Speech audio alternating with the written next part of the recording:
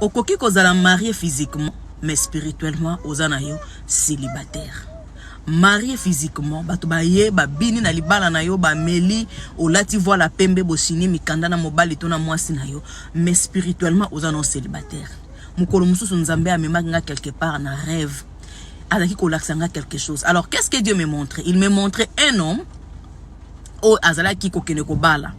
Alors tango mobali wana bala ki mwasi na ye, mais na kati ya chambre j'avais vu que ezakina mwasi mususu nda azakina kati ya chambre wana, mais la femme oyo mobali wana kene ko bala azakina salon.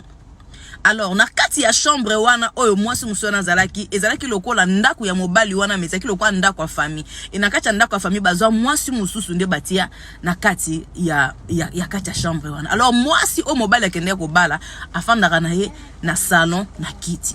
Alors na tuninga bi nzambe ndoto o elingi ko lakisa ni vision o laksinga abinanga boyeke. Il y a des gens qui sont mariés physiquement mais spirituellement balati. Bien aimé, yangwana mariage ezali eloko moko eza spirituel.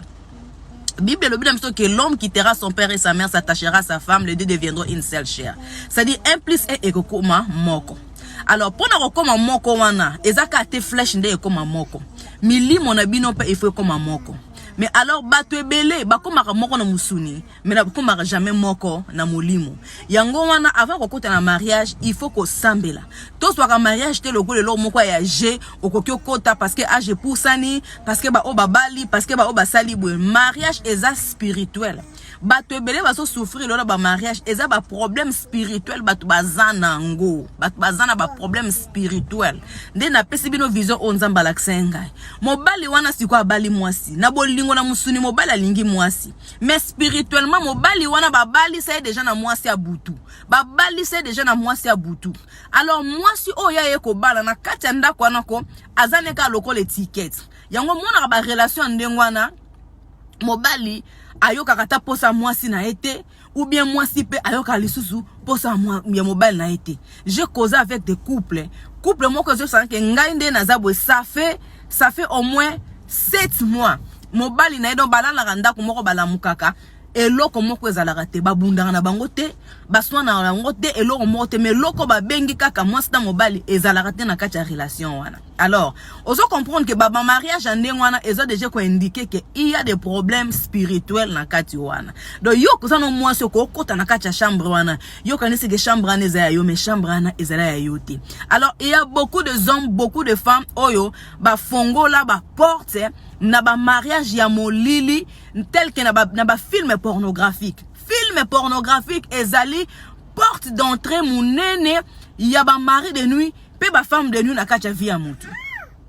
Film pornographique ezali porte d'entrée ya ba mari pe ba femme de nuit na kati ya vie ya mutu. Yango komona un homme ou une femme oya viva trop na kati ya pornographique ata abali akoyoka mwasi na ye goûter, akoyoka mbali na ye goûter parce que esi amesana déjà na kati ya biloko wana. Esi amesana na kati ya biloko wana. Et ba biloko wana c'est ça ezali ko ouvrir porte na kati ya ba vie ya bato ebele.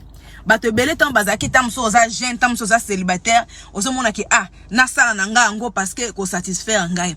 Mais bien aimé, ces choses elles ont ba conséquences. Ba conséquence nango ezali ke okoyoka lisusu mwasi oya normal okoyoka esu bien te mobali ya normal okoyoka lisusu bien te parce que tango ozali kotala ba film wana baso yozo ko mwana kacha ba TV wana mibali ozo mwana kacha ba TV wana eza ba esprit parce que oyebi bango te donc tu te connectes avec des esprits. Alors mobali o a vivant na ba vie wana avant bala et que vie wana nde comment vie na ye. Donc c'est-à-dire asi ya bala déjà basi wana oya talaka na kacha ba na bakacha ba film wana. Alors moi si oya ke obala wana azana ye kaka étiquette ya pamba na ndako. Voilà pourquoi ozomona ba mabala ebele lelo makamba chambre ezokota mobulu pona nini mibali wana vamba bala bazaki déjà na batia ba film wana ba film pornographique alors biloko wana efongoli ba porte d'entrée au mona mobali refanda na mwasi na ye ata posa ko simba mwasi ezala raté azoka ata posa ko simba mwasi te pourquoi parce que mobali ayebaka déjà komi sepelisa déjà ye moko mwasi pa na posa mobali te parce que mwasi pe déjà yebi komi sepelisa ye moko alors biloko wana ezali ko fungola ba mari na ba femme de nuit ba kota na kacha mabala et va détruire. Bien aimé dans le Seigneur, yango wana soko ningo kota na kacha libala. Conseil na repousse na ono babalite. Soko ningo kota na kacha libala. Ezali très important. Moi c'est dans mobali boleka na service à délivrance. Surtout ceux qui boyebi ki na bakacha ba vie na bino bokota bosala makambo wana, il faut koleka na service à délivrance. Sinon te et aux ala passer à suivre.